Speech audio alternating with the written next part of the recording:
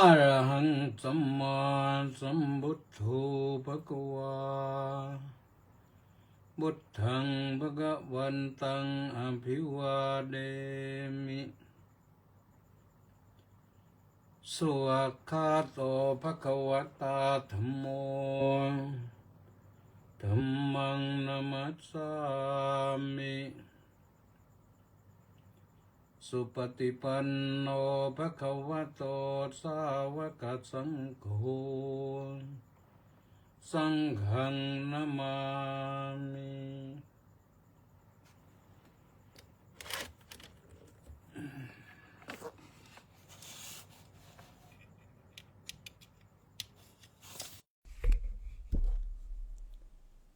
ขอถวายความนอบน้อมแด่พระรัตนตรัยขอคารวะพระเถรานุเถระเจริญสุขสวัสดีท่านสาธุชนผู้ฟังทุกท่าน วันนี้รายการพุทธานุภาพ ก็มาพบกับท่านทั้งหลายเป็นวันพุธที่28มกราคมพระพุทธศักราช2569ขึ้น10ค่ำเดือน3ก็เป็นโอกาสที่กลับมาจากอินเดียมาถึงก็เมื่อประมาณสัก6 โมงนี่แหละก็ได้มาพบกับท่านผู้ฟังทั้งหลายผู้ชมทุกคนก็ไม่แน่ใจว่าจะมีหรือเปล่าวันนี้มีมณีแสงจันทร์เข้ามาก่อนใครเลยไปอินเดียก็ไม่ได้พบ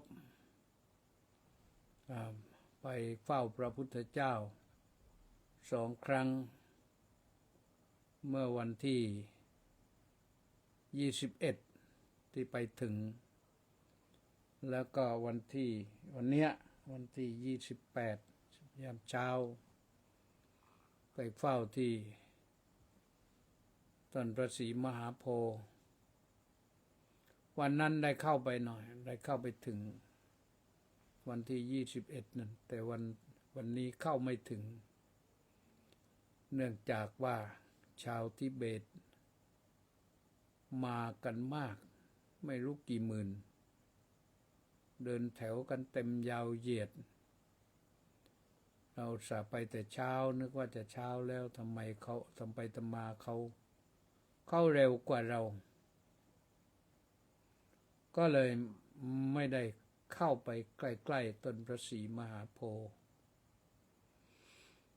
ตั้งใจจะพาญาติโยมไปศึกษาสัตตมหาสถานคือที่พระพุทธเจ้าตรัสรู้พระอนุตตรสัมมาสัมโพธิญาณเรียกว่ามีมหาสัตต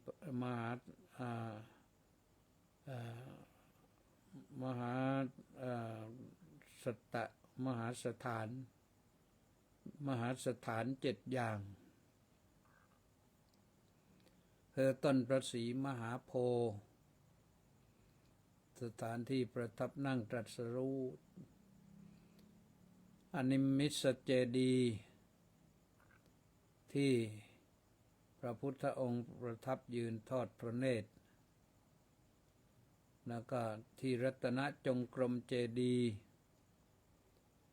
ที่เสด็จย้อนกลับมาจากอนิมิสเจดีย์ใช้เวลาแห่งละ7 วันนะเดินจงกรมอยู่7 วันเสร็จแล้วก็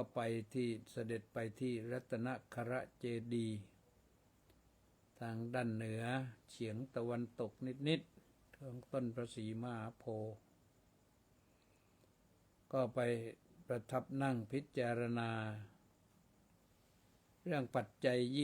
24ไปถึงเหตุปัจจโยนั่นแหละแล้วก็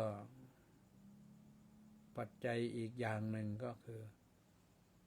อวิชชาเป็นปัจจัย ก็พิจารณาที่ตรงนั้นเหมือนกัน เสร็จแล้วก็ย้ายไปที่ต้นอัชฌปาลนิโครธที่ฝั่งน้ำเนรัญชรานนก็ไปประทับเสวยวิมุตติสุขอยู่7 วันก็กลับมาออกไปทางเฉียงเขาบอกว่าอยู่ห่างจากต้นอัชฌปาลนิโครธอยู่ไปที่มุจลินนะไปที่สะมุจลินก็ประทับอยู่7 วันจากสะมุจลินก็ไปที่ราชายตนะอีก7 วันก็อยู่ไม่ไกลกันเท่าไหร่นี่คือที่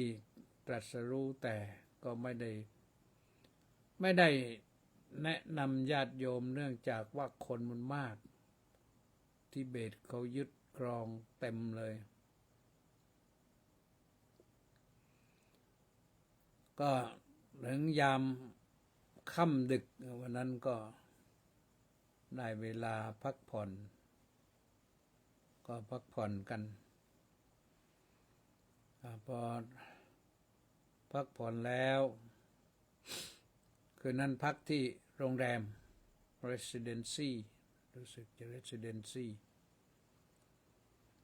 ที่ต้องไปพักโรงแรมที่ควรจะพักที่วัดไทยพุทธคยานะจองไว้เลยเรียบร้อยแล้วแต่เผอิญว่ามีเจ้านายเสด็จไปก็เลยทางวัดก็จัดเตรียมสถานที่ไม่สะดวกก็เลยพักโรงแรมก่อนตื่นเช้าขึ้นมาก็นั่งรถไปเมืองราชคฤห์ขึ้นไปนมัสการมูลคันธกุฏีที่ภูเขาคิชกูฏบนยอดนั่นก็ไปกันทุกคนเนี่ยเดินเก่งยกเว้นอาตมาคนเดียวเขาเช่าเสลี่ยงให้นั่งขึ้นไปเช่าเสลี่ยงให้นั่งก็นั่งก็เดินก็เหนื่อยนะก็เลยขึ้นไปเรียบร้อยไปนมัสการเรียบร้อยทำพระมหาโมคคัลลานะธรรมพระสารีบุตรแล้วก็ขึ้นไปที่พระมูลคันธกุฏีก็คนก็นั่งเต็มแล้วเขาไปก่อนเราก็ไปเดินเวียนทำประทักษิณรอบหนึ่งก็ลงกลับมาก็ได้เวลาเพลไปฉันเพลซึ่งเขาก็สั่งอาหารโรงแรมไว้ถวายไปฉันอาหารโรงแรมก็ดีนะเพราะว่าสะดวกเสร็จจากอาหารเพลก็ออกมาชมวัดเวลุวันวัดเวลุวันเป็นวัดแรกในพระพุทธศาสนาที่พระเจ้าพิมพิสารอุทิศถวายสวนสาธารณะอันเป็นที่ให้เหยื่อแก่กระแตซึ่งที่นั่นจะมีกระแตเยอะนะชื่อเขาเต็มว่าเวลุวันกลันทกะนิวาปสถานคือเวลุวันก็คือสวนไม้ไผ่มากแล้วก็กลันทกะนิวาปสถานก็คือกลันทกะนั่นแปลว่ากระแตนิวาปะก็คือผักสถานก็คือสถานที่ให้ผักให้อาหารแก่กระแตในสวนไม้ไผ่ก็เป็นสถานที่ที่เขาอนุรักษ์ไว้ เราเป็นชาวพุทธก็ได้ไปศึกษาได้ไปให้เกิดธรรมสังเวชธรรมสังเวชตั้งแต่โน่นแหละองค์พระเจดีย์พุทธคยาไปที่พระมูลคันธกุฏีแล้วก็ไปบนยอดภูเขาคิชกูฏนะแล้วก็ลงมาที่เวฬุวันเวฬุวันนี่เป็นสถานที่สำคัญมากคือสถานที่พระสัมมาสัมพุทธเจ้าทรงแสดงพระโอวาทปาติโมกข์ที่เราทำบุญกันเนี่ยใกล้ถึงในวันมาฆบูชาเนี่ยเราไปเวียนเทียนกันไปวัดไปเวียนเทียนกันก็เข้าไปประกอบพิธีสักการะบูชาสวดมนต์ที่นั่นแต่ละท่านแต่ละคนเนี่ยที่ไปกันเนี่ยพระใน8นะโยมก็28มีครูบุตรครูนวลระหงหมวดชัยทองเป็นหัวหน้าเป็นสปอนเซอร์ด้วยนะก็ได้ไปเยี่ยมไปเยือนญาติโยมนี่ไปนั่งน้ำตาซึมกันหลายคนนะประมาณสัก10 คนก็ไปบว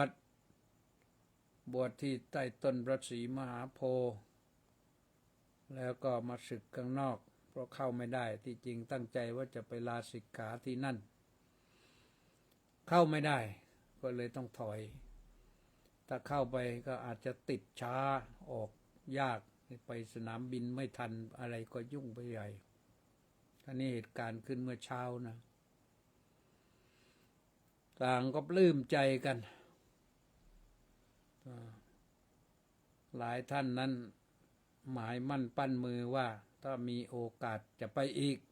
นะว่าอย่างนั้นก็เข้าเวฬุวันก็ออกจากเวรชมเสร็จเรียบร้อยแล้วก็ได้กล่าวถึงโอวาทปาติโมกข์แล้วโอวาทปาติโมกข์นี่พระโอวาทที่พระพุทธเจ้าให้ที่นั่นแหละนะโอวาทปาติโมกข์ไม่ใช่ภิกขุปาติโมกข์นะโอวาทปาติโมกข์คือปาติโมกข์ที่พระพุทธเจ้าให้ที่นั่นในที่ประชุมสงฆ์1,250 องค์เป็นพระอรหันตขีณาสพทรงบวชให้เองเป็นเอหิภิกขุอุปสัมปทาท่านเหล่านั้นคงมีอภิญญาจิตนะท่านไม่ได้มีหนังสือนิมนต์ไม่ได้เชิญไม่ได้เดินไปเชิญกันพอนึกว่าวันนี้วันสำคัญเราไปเฝ้าพระพุทธเจ้ากันดีกว่าพรึบเดียวต่างก็มาเฝ้ากันพระองค์ทรงเห็นเป็นเหตุอัศจรรย์สำรวจดูพระสัมมาสัมพุทธเจ้าองค์ก่อนๆก็ได้ประชุมสาวกกันอย่างนี้พระองค์จึงแสดงโอวาทปาติโมกข์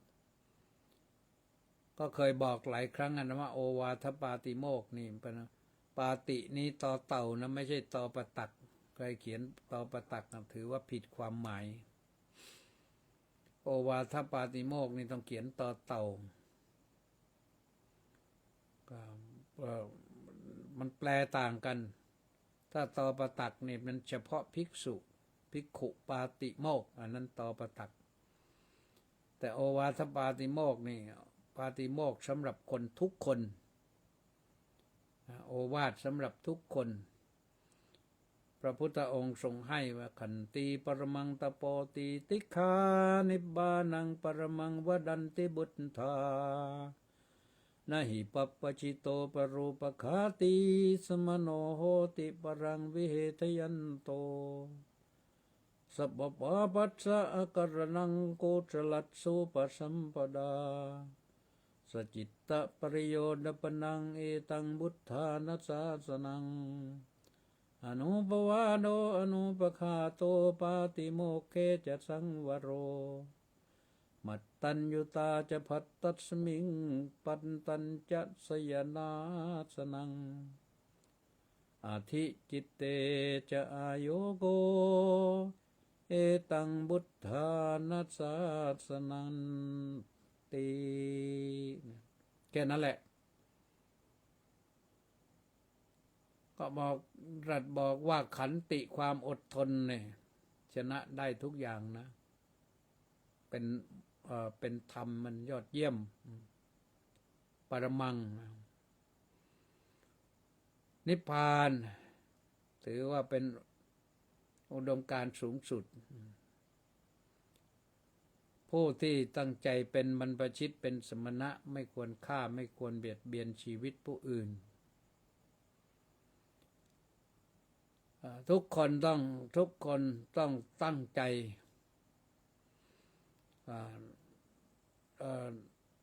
ไม่ทำบาปทั้งปวงก็คือรักษาศีลให้สมบูรณ์ทำกุศลให้ถึงพร้อมก็คือฝึกจิตฝึกใจให้มีบุญพร้อมสจิตตปริโยดัปนังทำใจให้ผ่องใสเสมอเช้าสายบ่ายค่ำนี่อย่าให้ใจขุ่นมัวอนุปวาโดอย่าไปว่าร้ายใครอย่าไปฟ้องร้องใครอนุปคาโตอย่าไปเบียดเบียนใครปาติโมกข์แค่จะสร้างวโรให้ดำรงมั่นอยู่ในปาติโมกข์นี้มัตตัญญุตาจะพัตตัสมิงก็รู้จักประมาณในการบริโภคใช้สอยปันตัญจะสยนาสนังอยู่ในที่สงบสงัดทำกายทำวาจาทำใจให้สงบอธิจิตเตจะอาโยโคฝึกฝนจิตเสมอให้จิตในเข้มข้นนี่แหละเป็นคำสอนของพระพุทธเจ้าทั้งหลายบุทธานัสสาสนังแปลว่าคำสอนของพระพุทธเจ้าทั้งหลายหมายความว่าพระพุทธเจ้าทุกๆพระองค์ในอดีตว่าด้วยเรื่องนี้สอนเรื่องนี้พระพุทธเจ้าสอนวันนั้นสอนพระอรหันต์เพื่อให้ท่านนำสิ่งเหล่านี้ไปบอกญาติบอกโยมเพราะฉะนั้นอาตมาภาพได้มาแล้วก็มาบอกญาติบอกโยมนะบอกถึงไม่อรหันต์ก็เราจำได้เราก็มาบอกแบ่งปันญาติโยมกันก็ขอให้รับไปเพื่อประโยชน์แก่ชีวิตของตนเองทุกท่านทุกคนนะเรื่องอื่นมีเยอะข้อธรรมะแต่ว่าผ่านไปคณะออกจากนั้นก็ไปโน่นไปดูที่พราหมณ์ก็อาบน้ำกันพราหมณ์กษัตริย์แพทย์สูตรก็ไปอาบน้ำกันตามลำดับชั้นที่เรียกว่าตะโปธารามตะโปธารามคืออารามชื่อตะโปชื่อตะปะน้ำเป็นน้ำเรียกว่าน้ำตกตาน้ำเป็นตาน้ำตกชั้นสูงสุดนั้นกษัตริย์อาบที่จริงเมื่อก่อนพราหมณ์อาบมาพราหมณ์อาบแล้วก็เดี๋ยวนี้เป็นพราหมณ์อาบสูงสุดแล้วก็ชั้นรองลงมาก็คือวรรณกษัตริย์อาบรองลงมาก็คือวรรณแพทย์ไปอาบตามลงมาอีกก็วรรณสูตรวรรณจันทานไปอาบกันน้ำดำเลยแต่ว่าเขาก็ทำกันได้อาบกันได้พออาบตามวรรณะเขาก็ว่ากันไปเสร็จจากนั้นก็ได้เห็นกันหมดแล้วต่อไปที่นาลันทามหาวิทยาลัยแห่งแรกของโลกแต่ว่า ก่อนจะเข้าไปนาลันทาก็ไปไหว้หลวงพ่อองค์ดำก่อนหลวงพ่อองค์ดำนี่เคยทำลายไม่ได้นะเหลืออยู่องค์สมบูรณ์เหมือนกับหลวงพ่อพุทธเมตตาในองค์พระเจดีย์พุทธคยานั่นแหละไปกราบไปไหว้กันเสร็จเรียบร้อยแล้วก็ออกมาชมซากปรักหักพังมหาวิทยาลัยนั้นนาลันทาเก่าไปดูเจดีย์บ้านพระสารีบุตรเถระชมกันเหนื่อยแล้วเพราะว่ากว้างใหญ่เสร็จแล้วก็เข้าที่พักที่วัดไทยนาลันทาก็มีวัดให้พักนอกจากให้พักให้นอนก็ท่านสร้างอย่างดีนะสำหรับต้อนรับกับสู่ผู้มาเยือนโดยเฉพาะอย่างยิ่งท่านที่ไปนมัสการสังเวชนียสถานผ่านไปนิดหนึ่งลืมไปก่อนที่จะไปถึงนาลันทาก็ไปแวะวัดนวมะมหาราชท่านพระมหาประพันธ์ไปสร้างวัดสร้างพระพุทธรูปใหญ่โตก็ไปครั้งก่อนก็เริ่มมาไปครั้งนี้ก็เป็นวัดเริ่มจะได้ไปหลายเปอร์เซ็นต์แล้วนะ50%ได้แล้วคงจะเสร็จในโอกาสต่อไปเพราะว่าท่านนี้ต้องดูแลวัดไทยนาลันทาอยู่ด้วยท่านต้องทำ2 ที่ผ่านจากนอนค้างคืนที่วัดไทยนาลันทา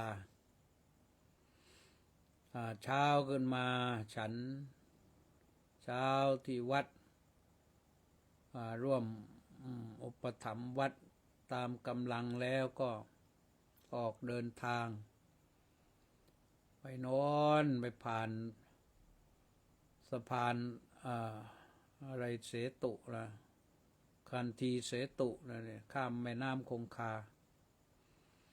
เป็นทับสะพานที่ยาวที่สุดแล้วก็ใกล้ๆนั้นก็มีท่าน้ำที่สำคัญที่ว่ากันว่าพระเจ้าอโศกมหาราชก็ส่งพระธรรมทูตลงเรือรวมทั้ง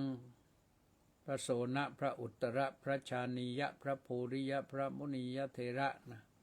และสามเณรอีก2 รูปญาติโยมอีก20 กว่าคนลงเรือออกเดินทางมาสุวรรณภูมิแล้วก็มีพระมหินทเถระเจ้าจะออกไปศรีลังกาที่ลงเรือนะที่ลงเรืออันนี้ก็กว่าจะผ่านสะพานได้ก็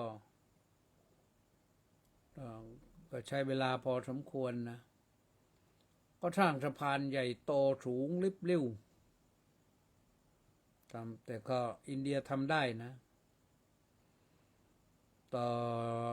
ผ่านจากนั้นก็ไปไหนล่ะไปเมืองเวสาลีไปวัดที่เมืองเวสาลีก็เป็นวัดที่มั่นคงแล้วนะตั้งโรงเรียนสอนเด็กสอนญาติโยมก็เยอะแยะพอสมควรนะเจ้าอาวาสนั้นเมื่อก่อนท่านก็อยู่วัดไทยพุทธคยาแต่ตอนนี้ท่านก็ย้ายไปเป็นเจ้าอาวาส สร้างวัดที่นั่นก็เรียกว่าวัดไทยเวสาลีก็แล้วกันนะแต่วัดไทยเวสาลีก็ไปแวะแล้วก็ฉันเพลที่นั่นทอดผ้าป่ากันบำรุงวัดทอดผ้าป่าบำรุงวัดรอบนี้ไปได้เยอะนะ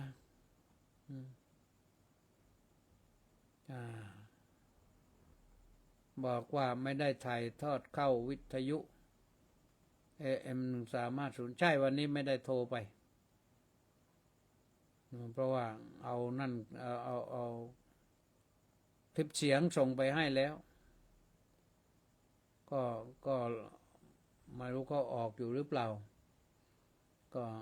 ให้ออกถึงวันที่28เพราะฉะนั้นวันนี้ไม่ถ่ายไปเอาแต่เฉพาะเฟซอย่างเดียวไลฟ์สดไปอย่างเดียวก็เป็นนั้นว่าได้ฉันเพลกันที่นั่นฉันเพลแล้วก็ไปเยี่ยมวัดเยี่ยม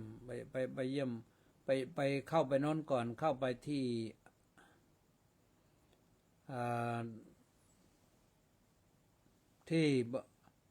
เก็บอัฐิพระบรมศาสดาที่อัมพปาลีวันอัมพปาลีวันก็สวนมะม่วงของนางอัมพปาลีเขาสร้างเจดีย์แต่ว่าตอนนี้ก็เหลือแต่รอยแล้วเพราะเขาขุดเอาพระบรมสารีริกธาตุไปแล้วก็ไปไหว้ที่เมืองไหนนะเมืองลักเนามั้งแต่ตอนนี้เขาก็ให้คืนมาแล้วให้คืนมาไว้ที่เดิมเขาสร้างเจดีย์แบบเป็นสถูปเจดีย์แบบสันจินะทรงแบบสันจิแบบที่พระเจ้าอโศกมหาราชไปสร้างไว้ที่ฝั่งตะวันตกของอินเดียนั่นที่มัธยประเทศนั่นก็เข้าไปชมเรียบร้อยแล้วก็ชมไปอีกที่หนึ่งก็คือที่กุตาคารศาลาป่ามหาวัน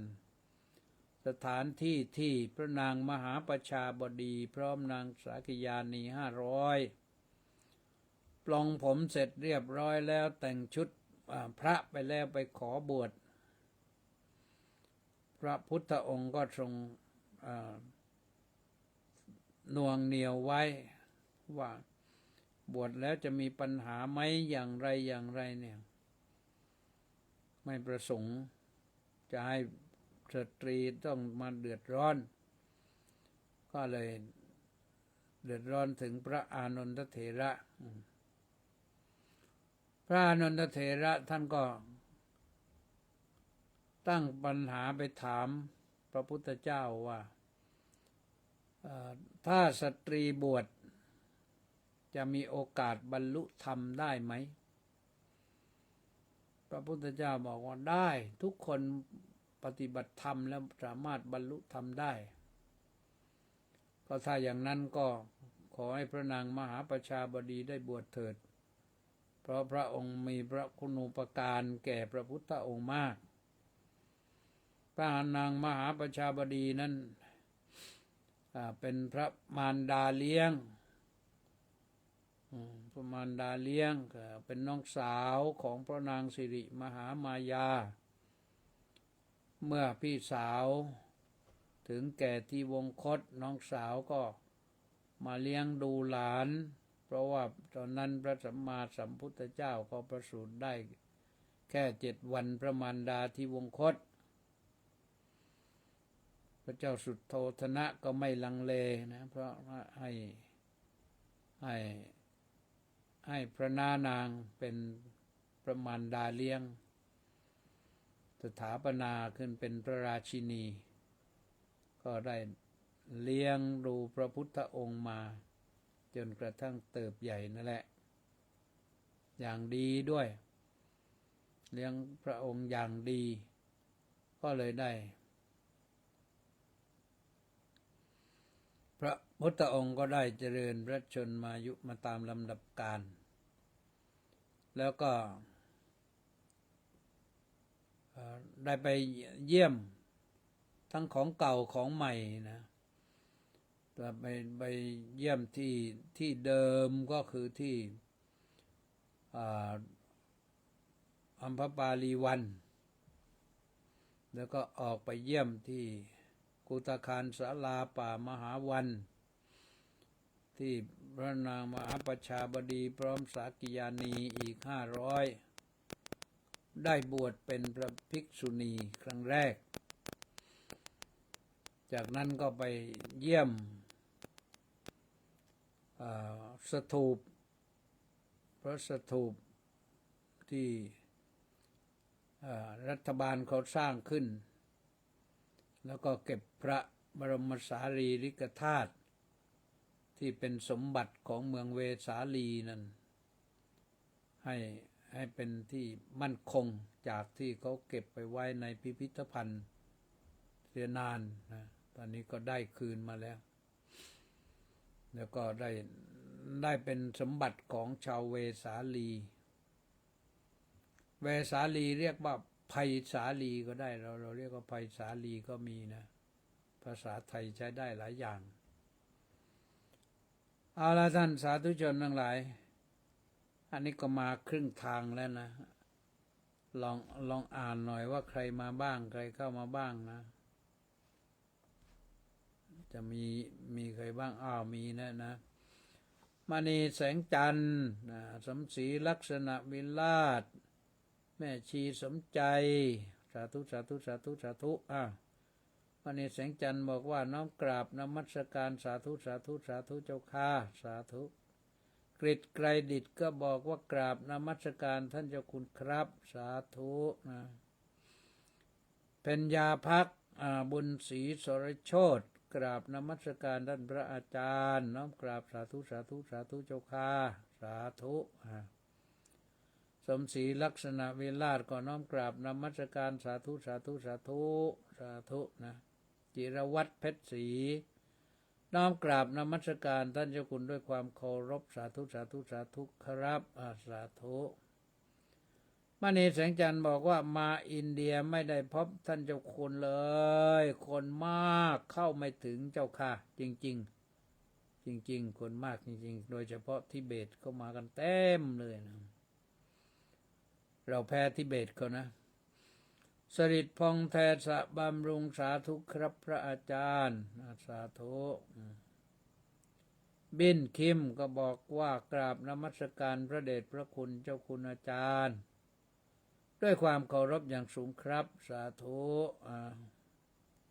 จินดาศรีพรหมทองน้อมกราบนมัสการข้าพระอาจารย์สาธุ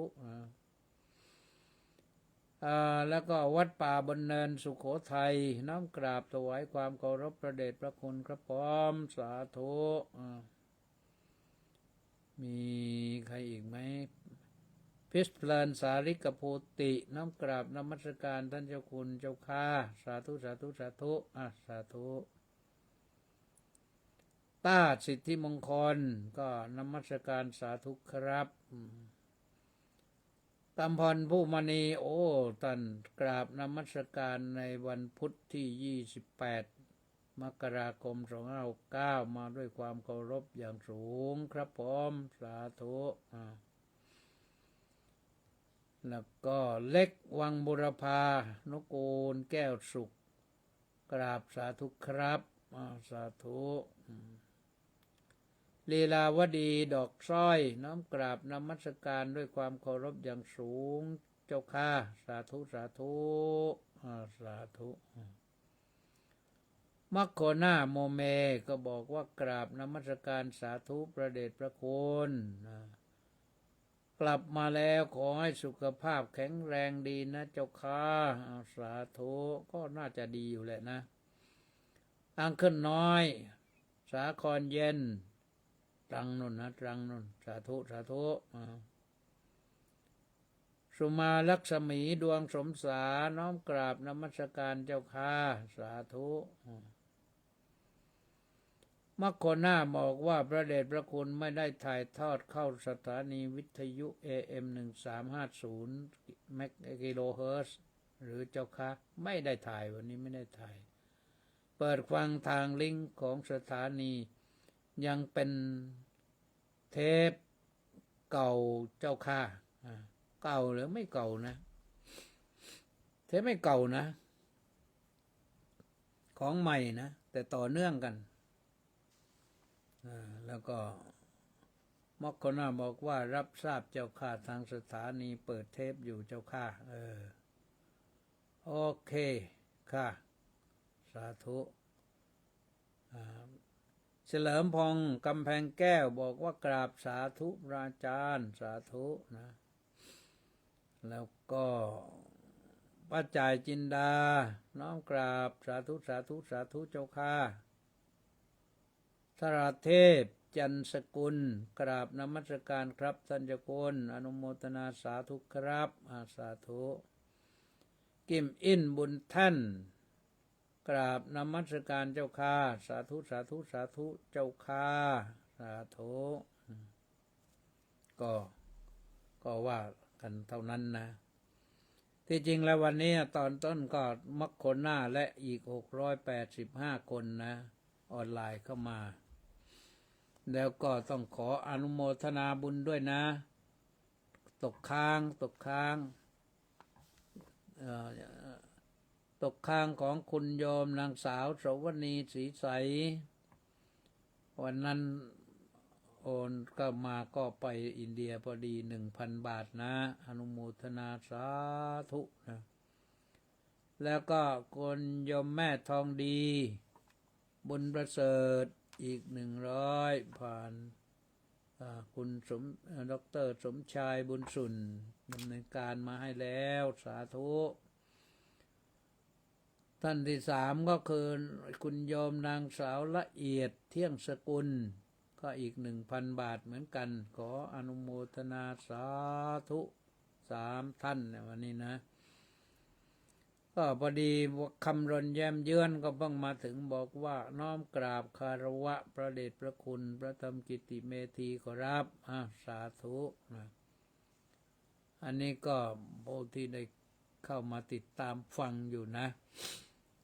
ก็จะว่าถึงเรื่องอินเดียต่อไปว่าเรื่องการเดินทางนะเสร็จจากนี้ก็เดินทางต่อไปอย่างวัดกุสินาราเฉลิมราชนะก็เมืองกุสินารานะก็ไปถึงค่ำพอดีเดินทางถึงค่ำก็เข้าที่พักที่วัดท่านจัดแจงไว้ต้อนรับอย่างดีมีน้ำปานะมีอะไรเรียบร้อยพักกันอย่างสบายนะตื่นเช้าขึ้นมาก็ไปเฝ้าพระพุทธเจ้าที่ปรินิพพานสถูปเป็นที่ปรินิพพานหน้าเมืองกุสินาราก็ไปได้จังหวะคนไม่มากนักก็ได้ประกอบพิธีตามเจตจำนงประสงค์มุ่งหมายทุกประการพอเสร็จจากนั้นเนื่องจากว่าเราไป2 ที่ตรงนั้นนะที่หนึ่งก็ที่เสด็จดับขันธปรินิพพานแต่อีกที่หนึ่งก็เป็นที่ถวายพระเพลิงพระพุทธสรีระก็มีชื่อว่ามักกุฏพันธนะเจดีย์ก็ทั้ง2 ที่นี่ก็ได้ทำหน้าที่ไปเฝ้าพระพุทธเจ้าก็ทุกที่นะโดยเฉพาะที่เสด็จดับขันธปรินิพพานแล้วก็ที่ถวายพระเพลิงนี่ญาติโยมนี่เรียกว่าเกือบทั้งหมดก็แล้วกันนะไม่กลั้นน้ำตาไม่อยู่นึกถึงพระพุทธเจ้านึกถึงธรรม ที่พระพุทธองค์ทรงสดหาตั้งแต่พระชนมายุ29มาจนได้พบสิ่งที่ต้องการเมื่อพระชนมายุ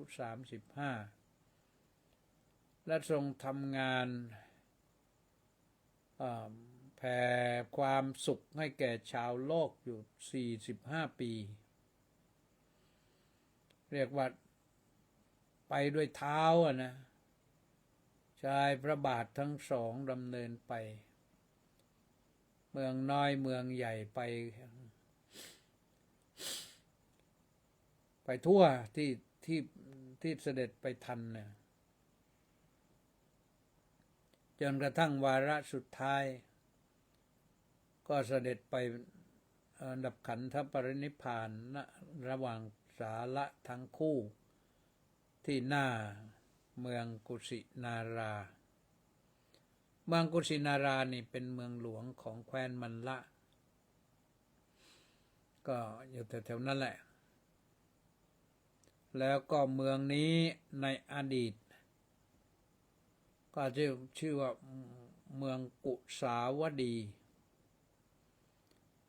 กุสาวดีก็พระเจ้าจักรพรรดิมหาสุทัศนะครองเมืองแล้วก็ได้ในพระไตรปิฎกนะในพระไตรปิฎกก็มีมหาสุทัศนสูตรด้วยมีอยู่ครั้งหนึ่งพระพุทธองค์ตอบคำถามพระอานนท์ถามว่าทำไมไม่ไปนิพพานเมืองอื่นเมืองนี้เล็กพระองค์ก็ตรัสบอกว่าเมืองนี้เดี๋ยวนี้มันเล็กแต่เมื่อก่อนไม่เล็กนะเป็นเมืองใหญ่ชื่อเมืองกุสาวดีและพระองค์ก็เคยเป็นพระเจ้าจักรพรรดิอยู่ที่นั่นเพราะฉะนั้นเสด็จกลับไปยังเมืองเดิมกลับไปปรินิพพานณที่เดิมที่เคยเป็นพระเจ้าจักรพรรดิตอนนี้ก็เป็นพระธรรมจักรพรรดิก็เสด็จไปทิ้งร่างไว้ที่นั่นก็ได้ธรรมสังเวชนะพอเสร็จจากนั้นแล้วก็ว่ากันต่อมาเมื่อฉันเพลเสร็จก็ออกเดินทางไปลุมพินีเขตเนปาลที่พระพุทธองค์อุบัติขึ้นมาในโลกกว่าจะไปถึงลุมพินีก็ไม่ใช่ง่ายนะต้องไปผ่านด่านใช้เวลายาวมากประมาณ3 ชั่วโมงสำหรับที่ด่านรถวิ่งไปไม่เท่าไหร่เพราะรถเส้นทางดีขึ้นเยอะแต่ว่าที่ด่านเนี่ยไปด่านอินเดียด่านขาออกจากอินเดียแล้วก็ต่อไประหว่างด่านตรงนั้นก็มีทหารเช็คตรวจเช็คผ่านทหารไปแล้วก็ไปเข้าด่านขาเข้าเนปาลอีกรวมกันแล้วก็ประมาณ3 ชั่วโมงตรงนั้นแต่ก่อนจะเข้าไปตรงนั้นก็มีวัดไทยให้พักเหมือนกันนะเป็นวัดอะไรแลนวมหาราช960นวมหาราช960ก็เป็นวัดที่เขาตั้งขึ้นถวายรัชกาลที่9ฉลองครองสิริราชสมบัติครบ60 ปีจึงใช้เลข960ตอนนี้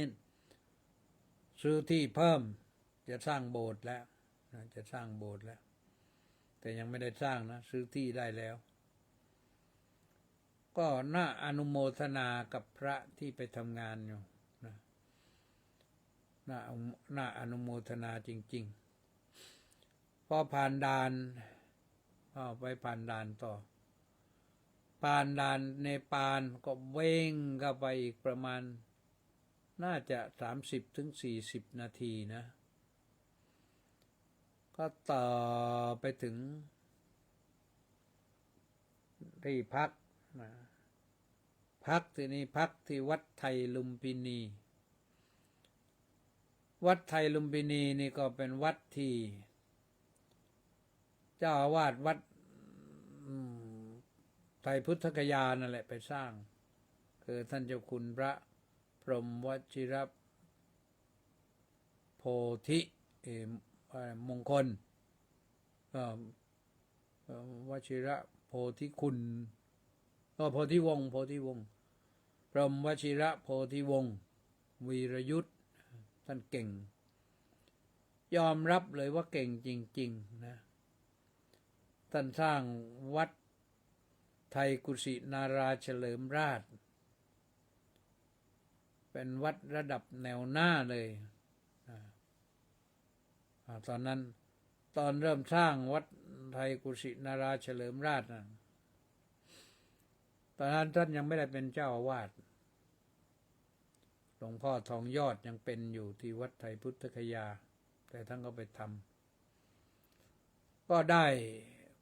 ผู้ที่เป็นกำลังช่วยประสานงานสำคัญมากก็คือโยมหมอสุเอตคชเสนีโยมหมอสุเอตคชเสนีนี่ท่านจะไปอยู่ที่โน้นไปช่วยงานสร้างวัดนี่ท่านไปลงเรียนเป็นนักศึกษาดิโพลมาก็คือเรียนเฉพาะรายวิชา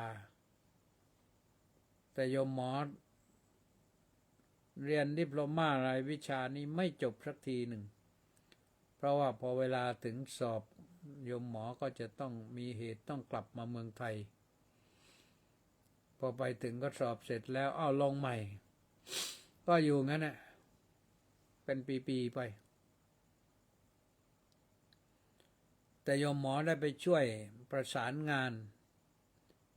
เรื่องสร้างวัดไทยกุสินาราเฉลิมราชเรียกว่าเกือบสำเร็จ100%คือสร้างวัดนี่มันสร้างไม่เสร็จนะสร้างไปเรื่อยๆตอนนี้ท่านมีครบทุกอย่างก็มีเจ้าอาวาสแล้วท่านเป็นเจ้าอาวาสทีนี้เป็นเจ้าอาวาสก็เจ้าคุณราชวชิระอะไรแล้วเนี่ยเป็นเจ้าอาวาสอยู่ออกจากนั้นก็ไปถึงลุมพินีก็ไปพักวัดไทยลุมพินีอีกนั่นแหละวัดไทยลุมพินีก็มีโบสถ์สวยงามออกแบบกำกับการก่อสร้างโดยท่านศาสตราจารย์นะศิลปินแห่งชาตินะพิญโยสุวรรณคีรีออกแบบให้ทำหลังคาคล้ายๆกับว่าเทือกเขาหิมาลัยนะขาวทั้งชุดเลยกุฏิวิหารแต่ละหลังนี่สร้างอย่างงดงามอร่ามตาเสร็จจากนั้นก็ไปถึงก็พักแล้ว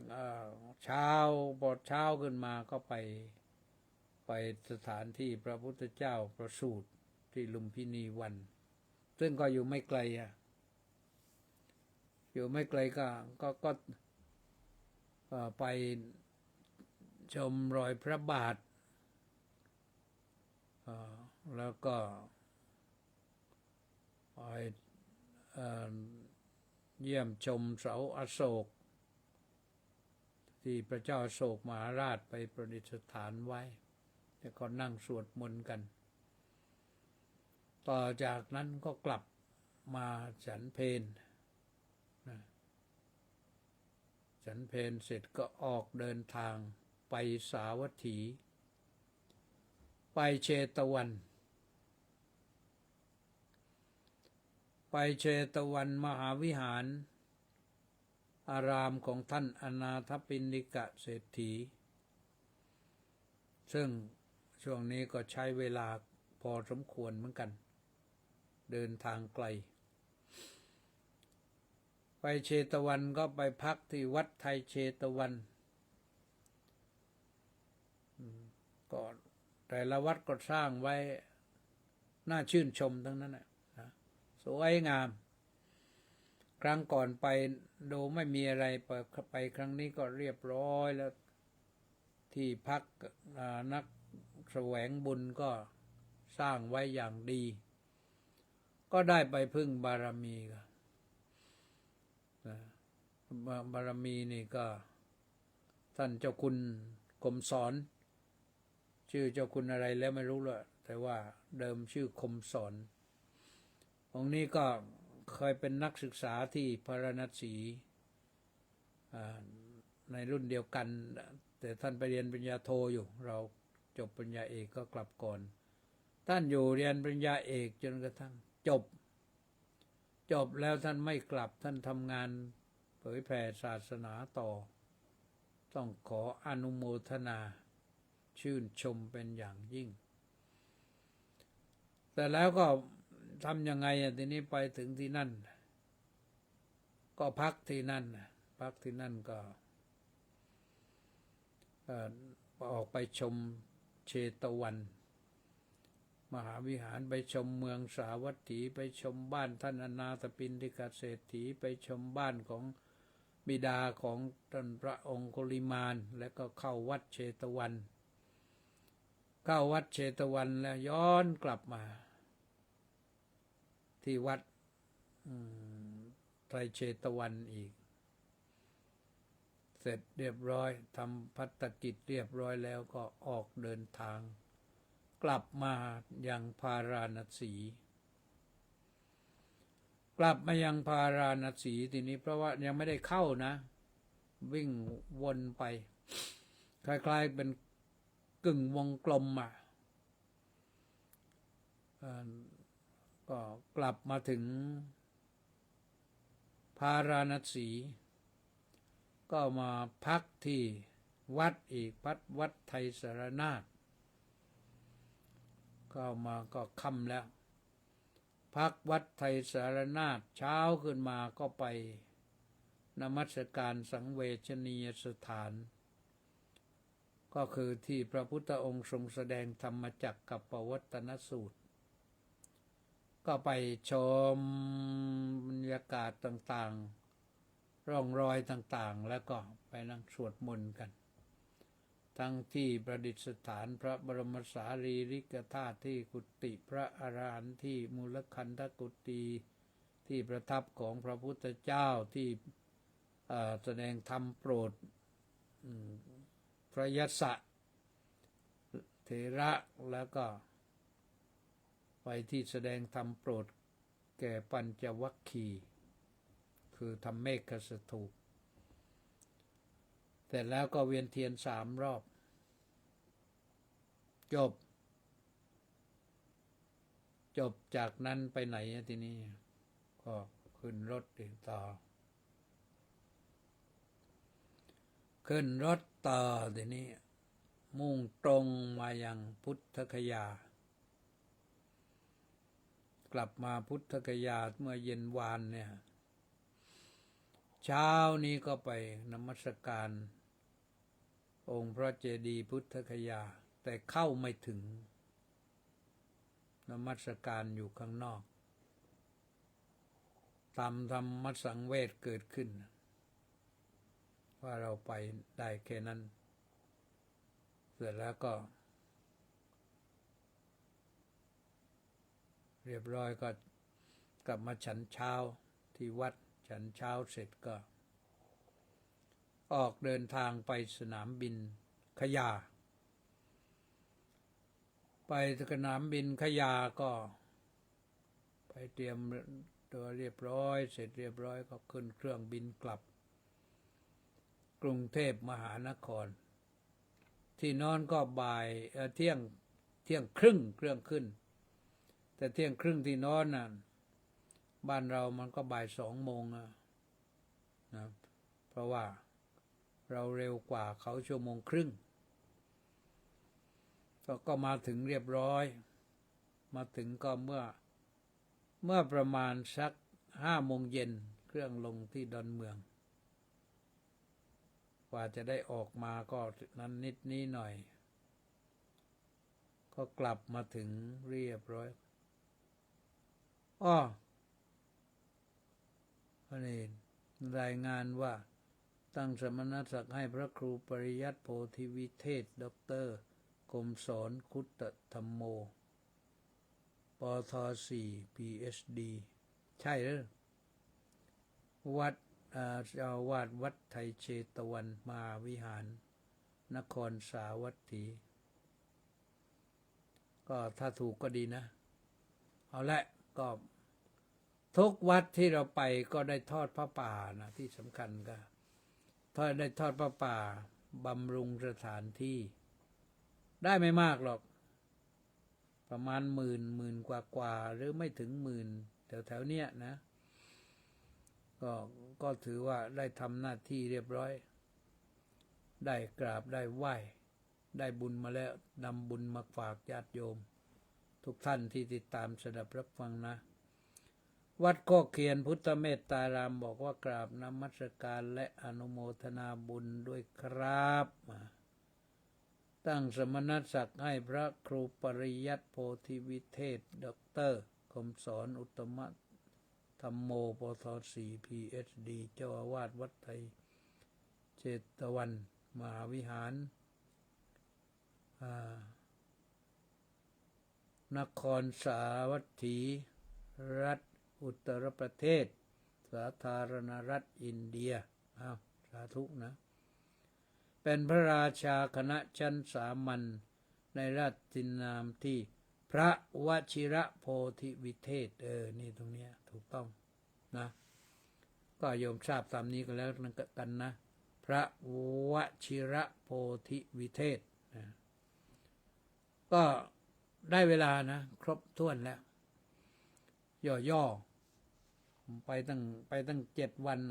รวมแล้วก็8 วันแต่กับวันนี้จะพูดนิดเดียวจบมันก็ไม่มีอะไรนะก็เอากันว่าออกตรงนี้ได้โยมฟังแล้วก็ทุกคนเนี่ยเกือบทุกคนไม่แน่ใจว่าจะทุกคนแต่เกือบทุกคนน้ำตาซึมทุกคนที่ไปคาดหวังว่าจะได้ย้อนกลับไปนมัสการสังเวชนียสถานอีกวันนี้ขอความสุขความสวัสดีความเจริญในธรรมของพระสัมมาสัมพุทธเจ้าจงบังเกิดมีแด่ทุกท่านนะก็